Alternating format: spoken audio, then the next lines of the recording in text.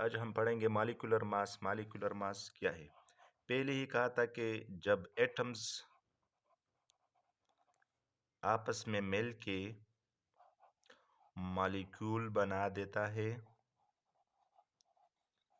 और मॉलिक्यूल चूंकि ये एटमों पर मुश्तमिल होता है, इनमें मुख्तलिफ़ किस्म के एटम होते हैं, 2 या 3 या इस तरह इनकी जो नंबरिंग है वो मुख्तलिफ होते हैं। अगर इन एटम्स की जो हमारे साथ मॉलिक्यूल बना लेता है, इन एटम्स की जो एटॉमिक मास है, जो एटॉमिक मासेस है, अगर हम इनको आपस में जमा करें, फॉर एग्जांपल हमारे साथ यहाँ पर 5 है, इनका एटॉमिक मास एक एटम है, और इसी तरह बी एक दूसरा एटम है, इनकी एटॉमिक मास फॉर एग्जांपल 10 है। तो इनको अगर हम जमा करें आपस में तो ये हमारे साथ 15 आता है। इनको हम कहेंगे इन मालिक्यूल की मजमूई, जो इनमें जो एटम मौजूद है, इनकी जो एटॉमिक मासेस है, अगर हम इनको आपस में जमा करें तो हमारे साथ 15 आता है। इसको हम कहते हैं मॉलिक्यूलर मास। इनकी डिफिनीशन पढ़ेंगे कि इनका डिफिनीशन किस तरह है। The sum of atomic mass, the sum of the atomic mass of atoms present in a molecule of a compound is called molecular mass।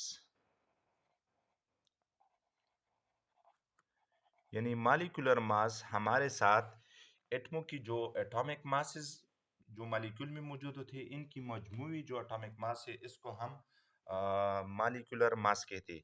For example हमारे साथ वाटर एक कंपाउंड है, और इनका एक मॉलिक्यूल हम ले लेते हैं H2O। ये वाटर मॉलिक्यूल है, मॉलिक्यूल ये वाटर का एक मॉलिक्यूल है।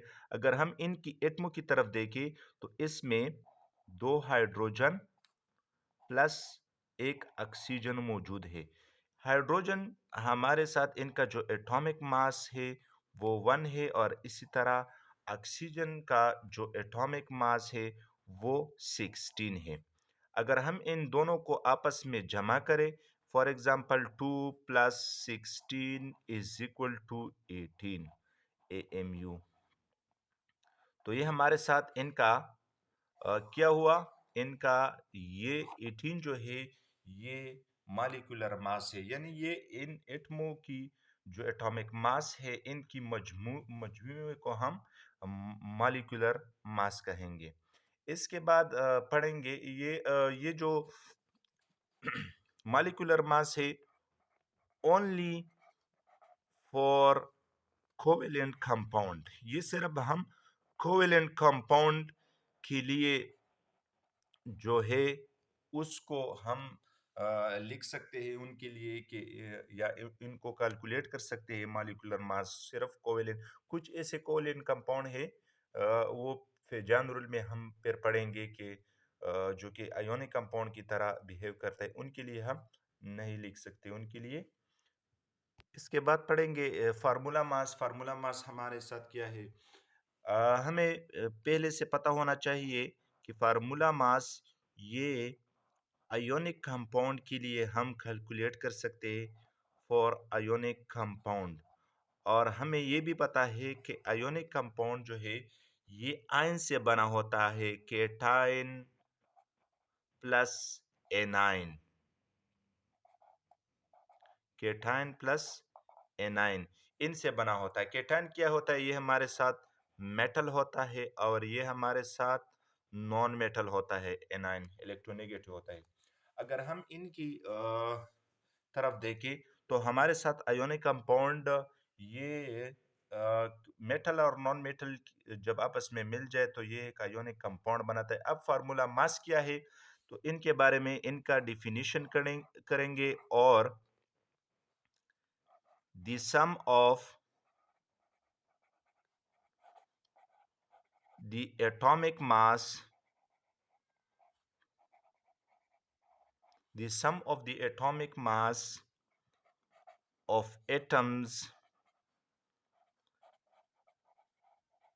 present in formula unit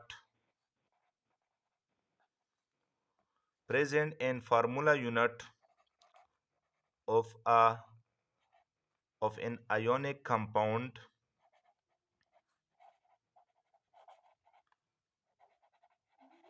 is called formula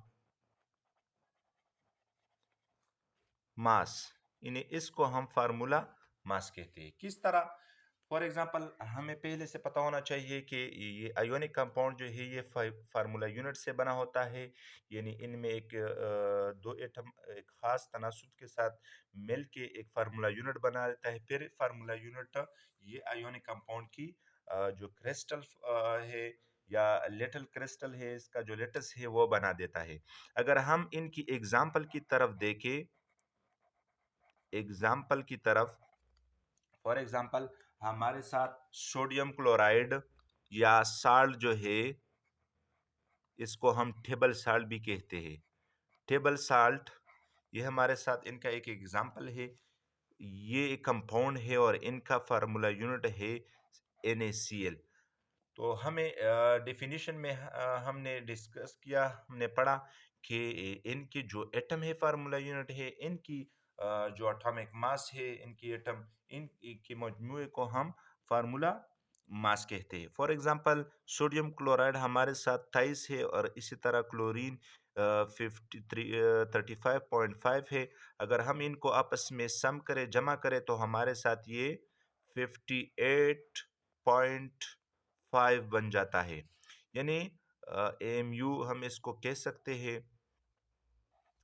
तो हमारे साथ फार्मूला मास ये 58.5 हुआ। यानी ये इन एटमों की जो एटॉमिक मास है, इनकी जो मजमुआ है इनसे 58.5 जाता है। तो इसको हम साल्ट का क्या कहेंगे? Formula mass.